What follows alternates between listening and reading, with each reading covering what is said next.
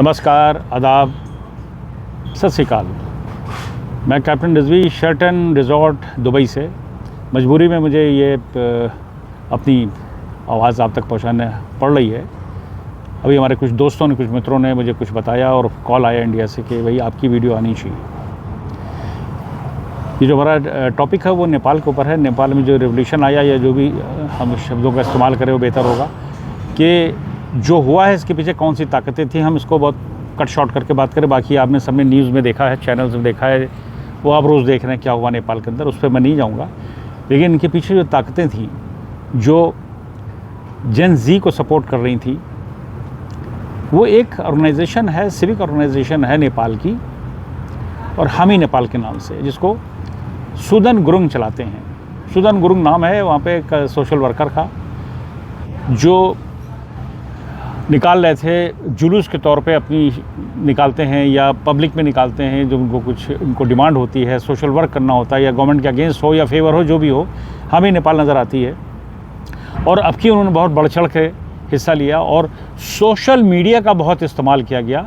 जो जेन ज़ी ने, आपने देखा होगा कि सोशल मीडिया पे किस तरह से यूथ नेपाल का निकल के सड़कों पर आया। धीरे धीरे पीसफुल एक मार्च था, करते करते वो अचानक जो था वायलेंस में बदल गया। इतना ज़्यादा हो गया कि वहाँ की इमारतें जलाई गई, वहाँ की पार्लियामेंट जला दी गई, प्रेसिडेंट हाउस जला दिया गया, बहुत से मिनिस्टर्स को वहाँ से भागना पड़ा, उनको मारा पीटा गया। एक पूर्व प्रधानमंत्री, उनकी पत्नी जल गई, उसको मर गई। इस तरह से काफ़ी वहाँ पे हादसे हुए हैं जो आंखों से हम लोगों ने देखा, टीवी को जो नज़र आ रहे थे।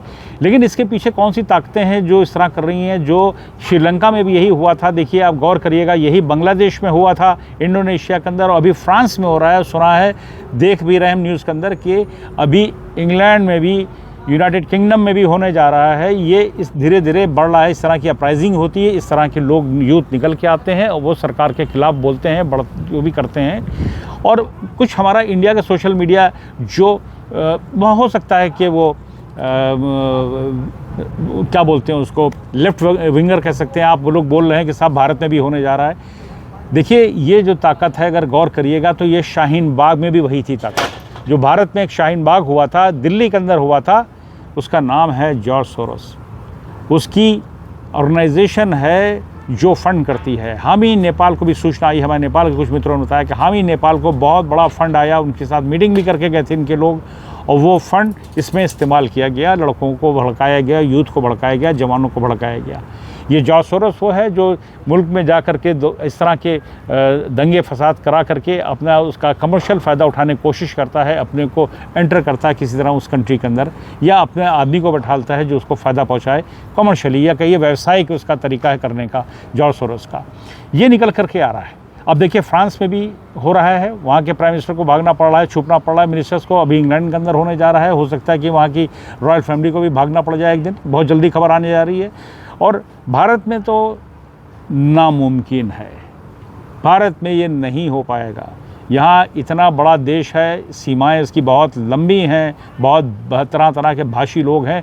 नॉर्थ ईस्ट में करने की कोशिश की गई थी, लेकिन हो नहीं पाया।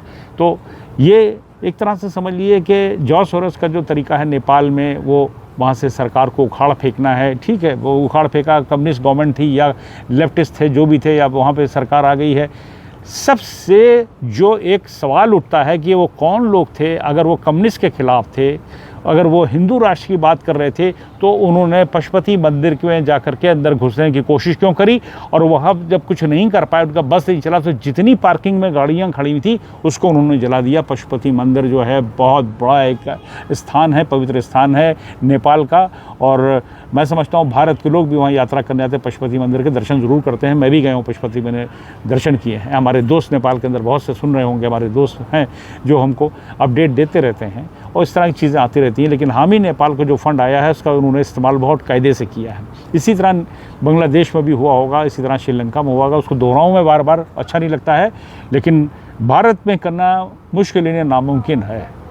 जॉर्ज सोरोस का यहाँ पर बस चल नहीं पाएगा। लेकिन हम सब लोगों को, हम देशवासियों को, हम नागरिकों को नाक कान खोल के रखना पड़ेंगे, चाहे जिस जात का हो, जिस धर्म का हो, जिस मज़हब का हो, जिस देश का हो, जिस प्रदेश का हो, जहाँ से भी हो। लेकिन हमें ऐसी ताकतों से नाक कान खोल करके इस तरह के ऑर्गेनाइजेशन से बचना है। हमको सोशल मीडिया पे ऐसा देश के खिलाफ हो या सरकार के खिलाफ हो या किसी के खिलाफ हो, उस पर हमको प्रोपेगेंडा में नहीं पड़ना है। जॉर्ज सोरोस जैसे लोगों को हमको बढ़ावा नहीं देना, ना उनकी उसकी ऑर्गेनाइजेशन को बढ़ावा देना है। बस इतना ही मुझे कहना था। बहुत बहुत धन्यवाद आपका।